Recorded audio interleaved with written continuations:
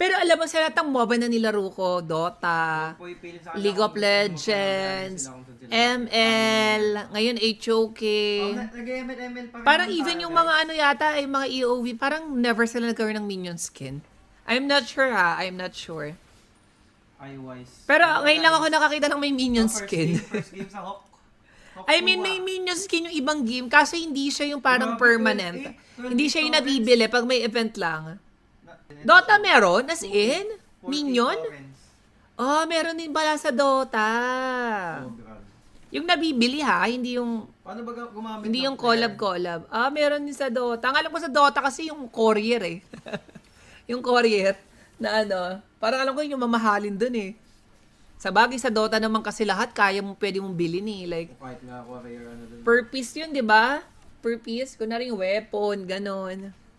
So hindi malabo sa Dota talaga. Ano to, next na si ML magkakaroon din ng minion skin yan. Nag-get mo na yung loading animation.